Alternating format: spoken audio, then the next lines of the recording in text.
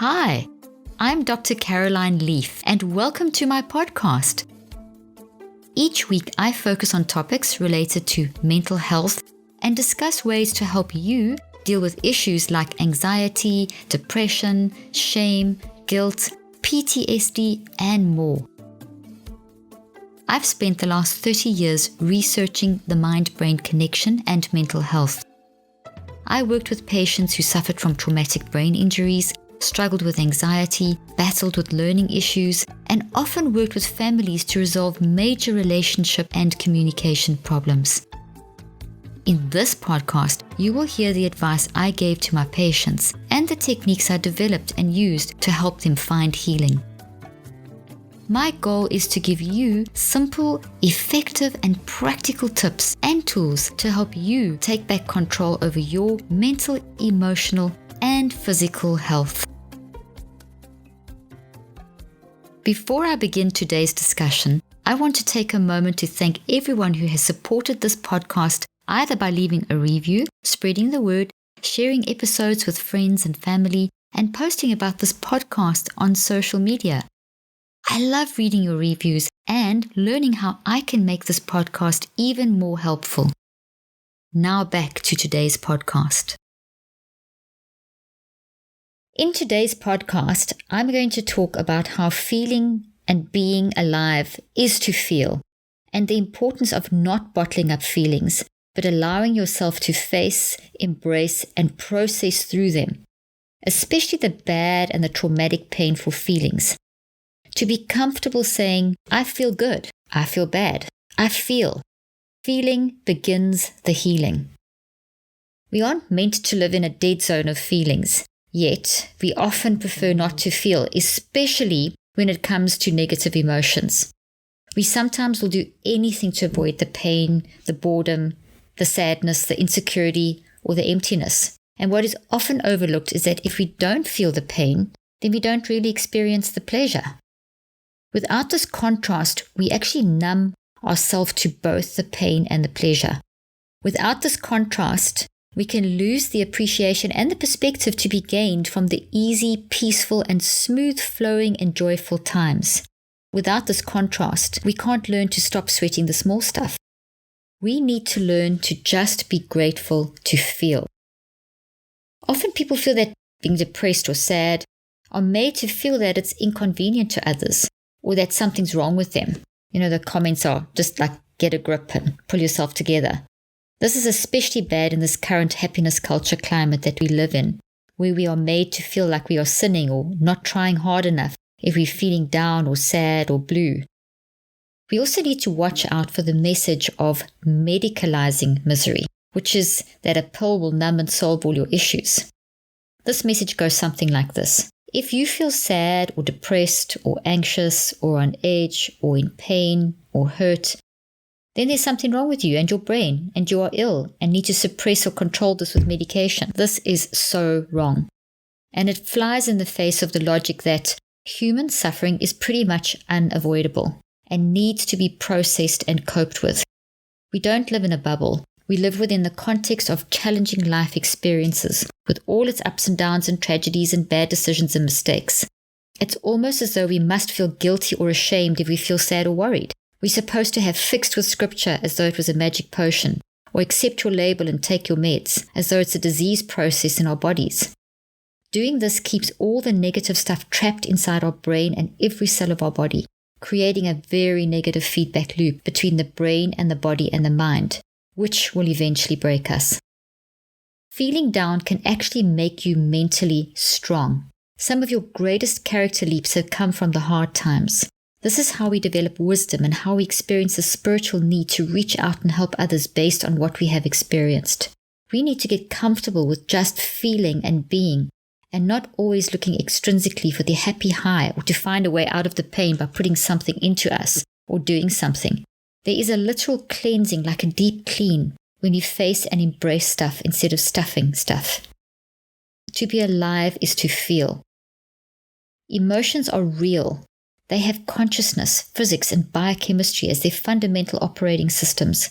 So, try as you might, but they aren't going away anytime soon, and they are going to explode volcanic mode unless processed and reconceptualized. So, how do we build our emotional endurance? The good news is we do have a switch. It's our minds. In today's podcast, we're going to be discussing how to deal with and understand and navigate and embrace and reconceptualize the ugliness and the misery of life. And to help me do this, I have my very good friend, Laurie, who is part of my network of professionals. She's also part of my advisory board for my clinical research, and she's in the studio with me today. Laurie is a brilliant lawyer and used to be a prosecutor and had some pretty rough experiences. Laurie, welcome to today's podcast. I'm so thrilled to have you in the studio with me. Thank you for letting me come and tell some stories today. Well, I'm so excited to share your story because we were sitting over dinner one evening, and when I was setting up this podcast and really feeling the need to help people to experience their emotions and to really feel and to realize that this is part of the human condition, I was thinking of a story that you shared when you were still a prosecutor, and the one about the photographs, and it was profound. It impacted me tremendously, and I just feel it really highlights the importance of what I've just been saying about the need to feel. Can you, first of all, just tell the listeners who you are, a little bit about your background, and then let's dive into this incredible story. I am an attorney for the mental health system here, which is how you and I first met. But before that, I was a prosecutor for 13 years. And one of my jobs as a prosecutor was to review crime scene photos to decide whether they were too gruesome for release to the media. But this story that you and I talked about over dinner was, there was every now and then we get an especially emotional case, and this was one of them. A 13-year-old girl was raped and stabbed to death and left in a field. So I knew, this was going to be a tough case. But the practice was for the, But the practice was for the police to provide these photos to me digitally, and they would be numbered. And they would give me a heads up about the toughest pictures. So I sort of knew as I was clicking through them on my computer screen when I was going to be approaching one of these photos. And, you've talked about this before many times in your podcast. Our bodies have these physical responses to stress, right? Absolutely. Okay, so you'll have to tell me what's going on here. But I basically, when I would look at these photos, I would get shaky hands. I would sweat. My breathing would have this strange pattern. And like my eyes would even blink faster, almost like I didn't want to see what was going to happen next. Wow. So your body was anticipating or responding to your mind at that moment. So the anticipation was there. So the police had already prepared you for this X photo number is going to be a really bad one. So your whole body, which is not designed, our brains and our bodies are not designed to handle. That's not normal stuff, to see people in murdered and so on. It's just not what we designed to. It's not how we are as humans. It's being with our optimism design can't handle that. So our body starts reacting to what our mind is experiencing because our mind is moving through our body. So our sympathetic and our parasympathetic nervous systems start getting out of balance, and we start experiencing an abnormal flow of chemicals, and we get this quantum energy through our body. And so all the things you just described was your body going into a hyper state of stress, which you can make work for you or against you. So that's pretty much, your discomfort zones were all being activated, and it was telling you, hey, this is not normal. Your body's got like alarm bells telling you. Well, certainly. So that was happening. And I did approach some of those very difficult photos. And then there was sort of a break in between. So I stopped on a photo and sort of caught my breath, tried to regroup. And as I looked at this photo, I was surprised to find that this photo bothered me more than the others I'd been looking at. And it was simply a photograph of the girl who'd been murdered. It was her hand, and it was not bloody or disturbed in any way, but it was just palm down in the grass. But she had this chipped fingernail polish, and it was really a little girl's hand. So, she didn't have long fingernails. Her fingers were still a little bit chubby, the way little girls' hands are. And I think, in that moment, it hit me how young this girl was. She was a 13-year-old, but she was just still a girl. And in that same moment, I completely saw my daughter's hand. I completely saw my own 7-year-old's hand with the chubby fingers and the chip. I think it was a bright colored fingernail polish. And I just immediately felt this rush of, well, I'll tell you, I felt intense regret. I felt some kind of grief. I was immediately so sad. And for some reason I was feeling guilt. And to be honest, in the moment, I thought this was guilt over looking at the photos. Wow. There's this moment when you're looking at the photos that you think, I am not supposed to be here. Wow. Like you said, I'm not supposed to be seeing this. And my job was just to release the photos to the media or not. I wasn't the prosecutor prosecuting, doing something about the criminal that had performed this act. I was sort of an outsider to that process, so I felt a bit helpless. So I thought that's what the guilt was. But when you get all these feelings at once, you don't always process what they all are. Absolutely. It's overwhelming. It was a lot. So I tried to work through the rest of my day, some decisions about the photos, and I went home and I did what you've said, I've heard you say many times is exactly the wrong thing to do. This was 10 years ago, right? This was in my pre-Leaf days. Yeah. But no, I was internalizing it. I was thinking about it. I was building some toxic thoughts around what this meant and what I was doing and what my son life was like. It was just this out of control tree that was growing inside my brain. And I went home and poured myself a glass of wine instead of having dinner. So I was doing two things that we're not supposed to do. I was trying to put something inside of me, to numb it or to not think about it or whatever. So that was sort of my first reaction. Wow. But I was lucky enough to have a husband who noticed that something wasn't right. And he came to sit down with me at the table and ask me, what was going on. And to be honest, I was reluctant about that. Maybe Dr. Leaf, you can explain why would I have been reluctant to share that feeling initially with him? That's an outstanding question because you mentioned the one thing that struck me that you said the range of emotions that you went through when you saw that photo.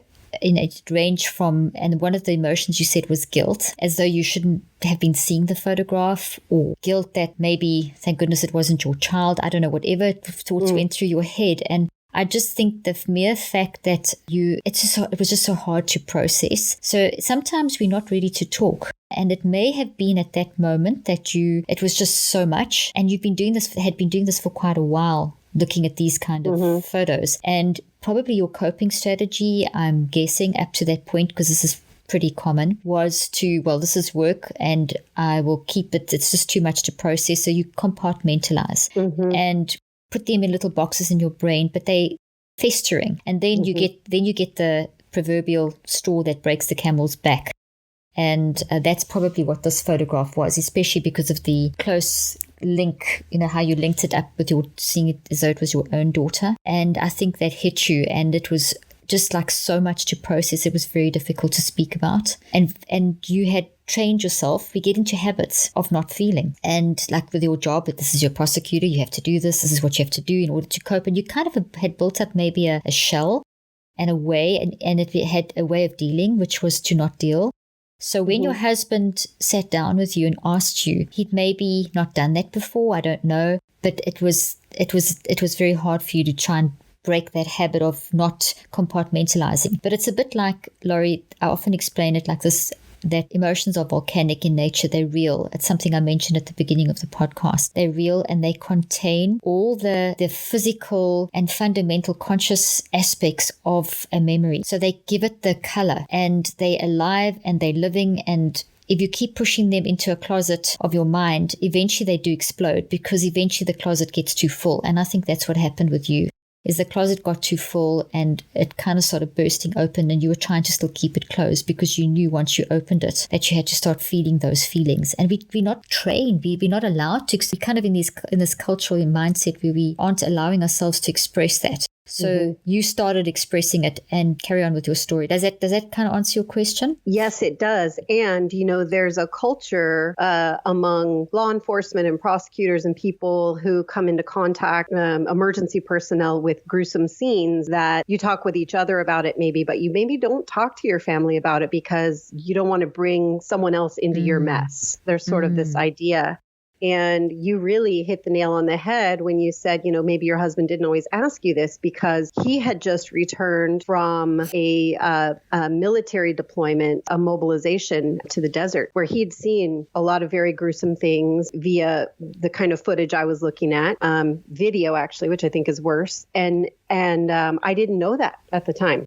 Wow. And so when he approached me and asked me what happened, and, I did finally tell him the story and how it looked like our daughter's hand and how it had affected me, he immediately had a response. He was able to teach me how he had coped with that and that he'd experienced the same thing. And so all of a sudden, this horrible emotional response I had was turned into a point of connection for us. A point of healing for me, healing for him, because he's now talking about his experience. Like it really flipped the whole thing upside down when we were able to talk about it together.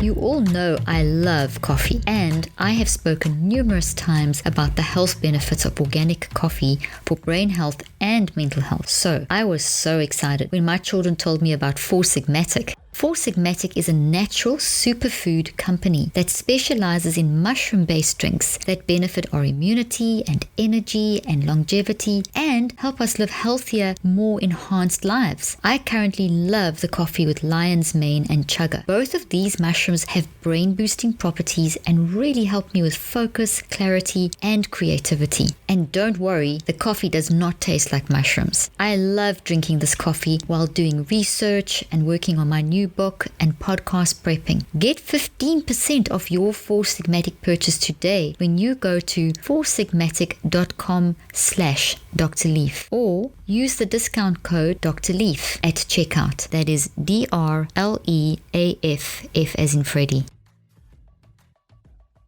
Before we continue, I want to tell you about and invite you to my 2019 Mental Health Summit in Dallas, Texas, December 6th and 7th. In this conference, you'll learn scientifically researched mental self-care techniques to help you overcome mental ill health, help others, and help your community. You will not only gain more knowledge about the current problems in mental health care, but also about real, long-term, sustainable solutions and how to apply these solutions in your own life and in your community. In this summit, you will learn how to overcome mental health issues like anxiety and depression, learn how to help children and teens, learn correct nutrition and exercise to boost your mental health, learn how to identify and define your unique identity based on neuroscientific research, learn how to improve memory, learn how to help family members and loved ones who struggle with mental ill health, learn how to avoid burnout and manage stress, learn how to deal with disappointment, learn how to overcome intrusive and chaotic thinking, and so much more. For more information and to register, go to drleafconference.com.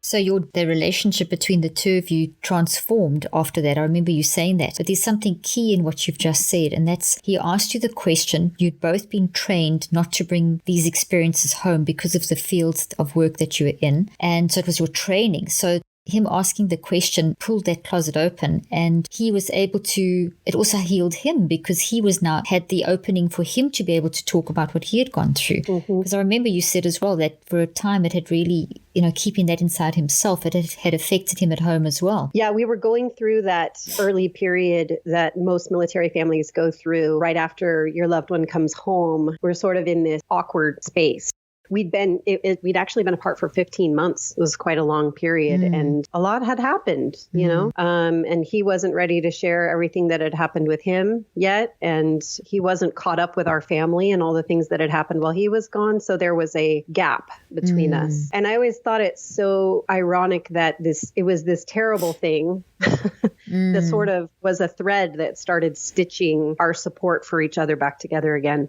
But there's that contrast, your ability to feel, you allowed each other to feel. So that human connection, that deep, meaningful connection between the two of you was activated by him noticing that you were feeling different, that you were down, and then asking you, and then listening, and then together kind of rebuilding. And that was really it's very powerful. And you actually went through that. Whereas if you had kept that, stuffed in the cupboard and he had kept his emotions stuffed in the cupboard, it would have exploded anyway, because it's volcanic in nature, these emotions.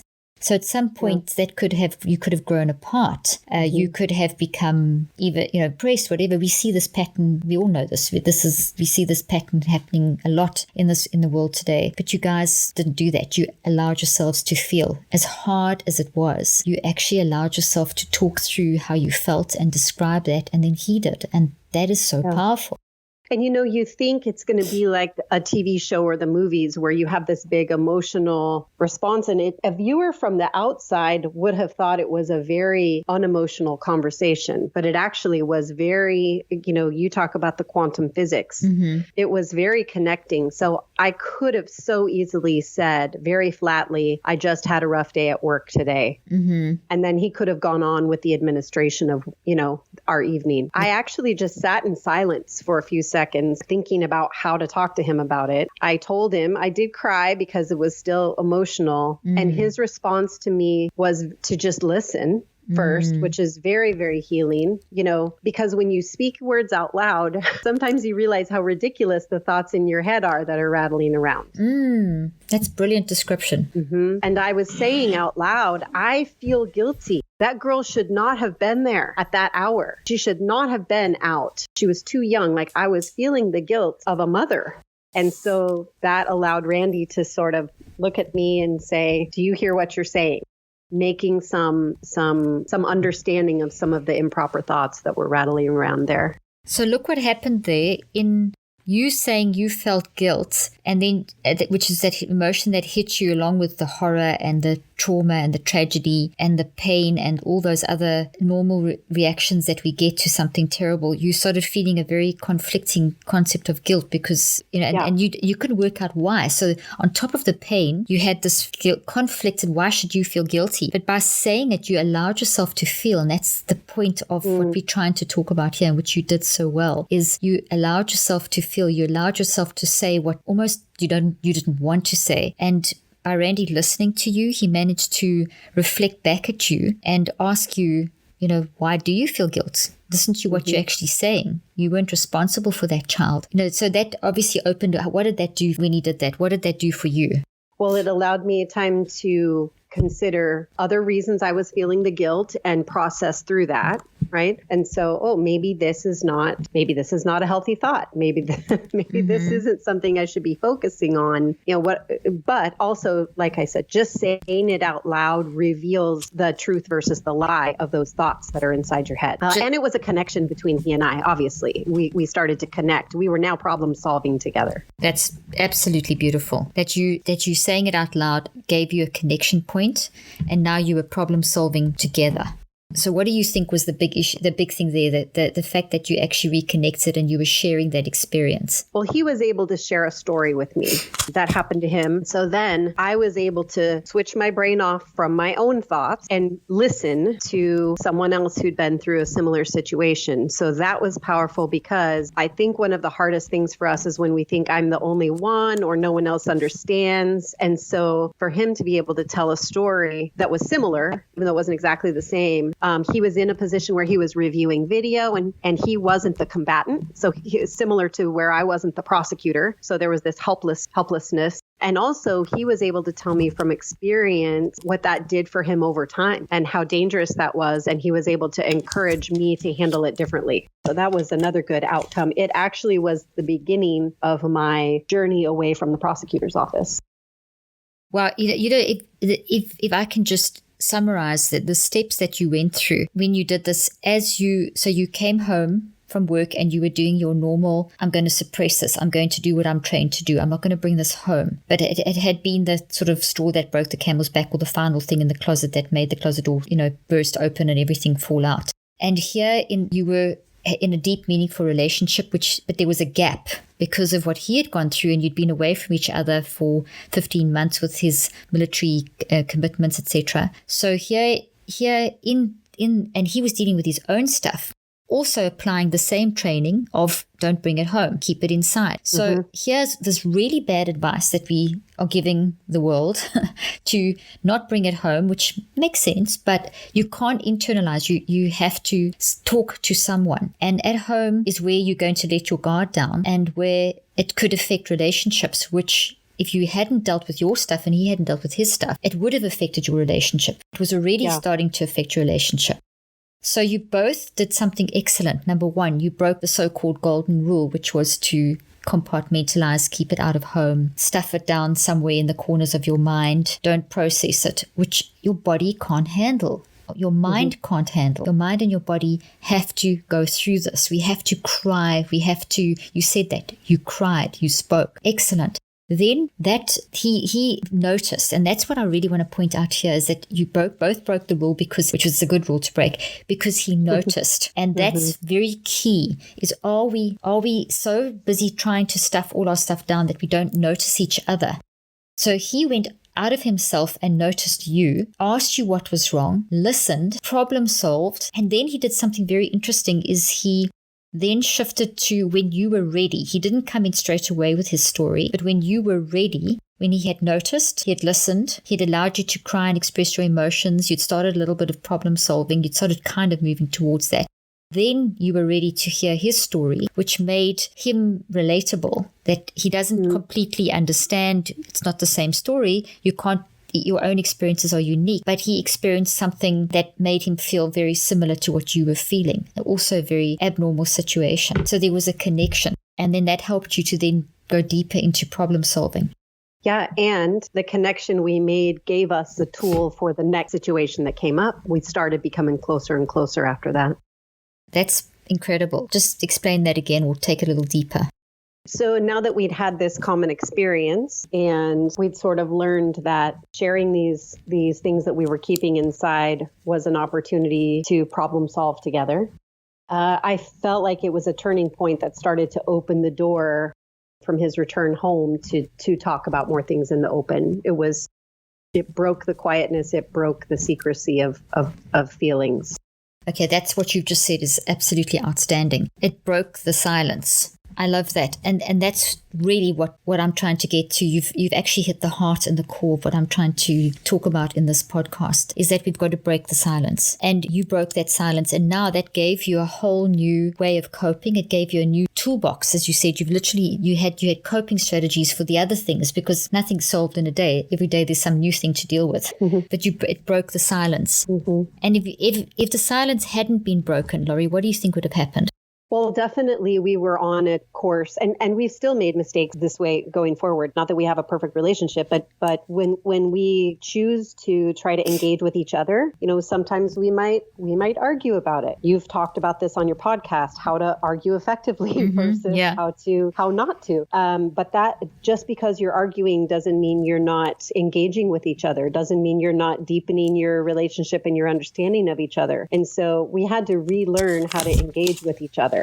So that's what it did for us. There have definitely been times when we've gone back into silent mode and grown distant. There have definitely been times when we felt like we were in a season of arguing. And then there's seasons where it seems like things are going really well. But just keeping to put tools in the toolbox that's the name of the game in relationships. That's incredible. Tools in your toolbox. I love that. I think that's incredible. Laurie, if you had to summarize your experience, what would you say would be key in this whole, from the story and how the story was the trigger? What was the key takeaway that people could get from this experience of yours? Well, I think, the first is that it was okay for me to have those initial feelings and take the time to process them. I think some people are so quick to share or overshare in the moment. Like, it's okay to take some time to process what's happening, but I had to reach the point where I understood, okay, now I'm at my limit. I can't just feel my feelings. I have to do something about it, and to seek a trusted source. So I had a built-in trusted source in my husband, but people have to have that trusted source and develop those relationships before something happens where they need to use it. You have to build that relational trust with someone ahead of time. So this is why having people in our lives that understand us and that we understand them is so important, right? For some of these moments. And then being willing to be vulnerable, that was scary. And I think when you feel that fear, you have to realize you are on the verge of a breakthrough. That's outstanding. Yeah. That's a big, big takeaway. The fear is like it's that last ditch feeling that you get when something's about to experience relief. It's that last bit that your brain wants to hang on to. I would say I ended up being able to take it one step further. And this was a big key for me. This is my outlet. I talked to my husband about it, all the things we talked about, but I also ended up writing about it. So for me, that was my outlet. Whatever your outlet is, be able to process it a little further. You don't have to process everything with another person. You can process some things yourself, And so that's what I did. And then being able to look back and not have it be a single situation, but I'm going to look back on it and learn from it. Sort of the autopsy you talk about, going back to something when it's finished and analyzing it for future use. Brilliant. That's absolutely incredible. Okay, I'm going to summarize those 7 things that you've said for the listeners because I think it's outstanding. And I think that what you've given 7 steps here that are fantastic. Okay, so first step is that number 1, you needed the time to process to a point. So in terms of today's podcast, allowing ourselves to feel, you broke the golden rule and you allowed yourself to feel. You didn't stuff it. You didn't suppress it. You actually allowed yourself to feel. So you on your own started opening that door and started looking inside and started acknowledging and experiencing those feelings. Scary as it was, you did it. Then you allowed yourself, which is step number 2, you allowed yourself to feel. Number 1, you gave yourself time to process. Number 2, you allowed yourself to feel. You didn't suppress it. Number 3, you reached a point where you felt that you could start talking about it, but that was triggered by someone that you trust, that you have a relationship with, that you're in deep, meaningful connection with, and they noticed. So the third point is to make sure that you have someone you can talk to and that the people in our lives actually notice enough to actually ask the question, because your behavior was different that night and your husband noticed and you trusted him, so you were able to express yourself. So point number 3, trusted source to express. Point number 4, you need to be vulnerable, willing to be vulnerable, willing to talk about why do I feel guilt?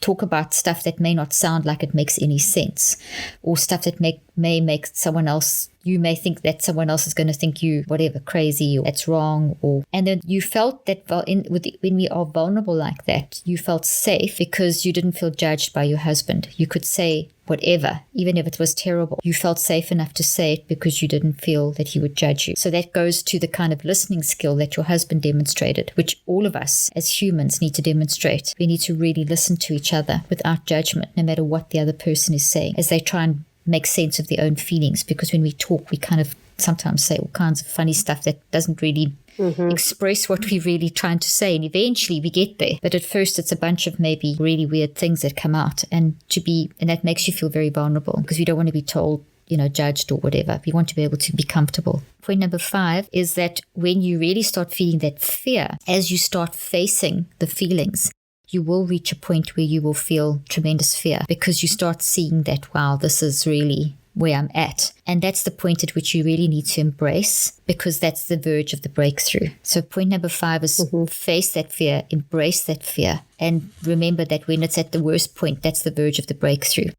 Point number 6, you don't have to tell everything to everyone. You don't have to process everything talking to someone, but find another avenue. And you found writing a huge part. And that's something that writing really helps to sort out the disorganization in our brain that comes from traumatic experiences. It creates tremendous disorder in our mind, which means that then there's tremendous disorder in our brain. So writing really helps with that.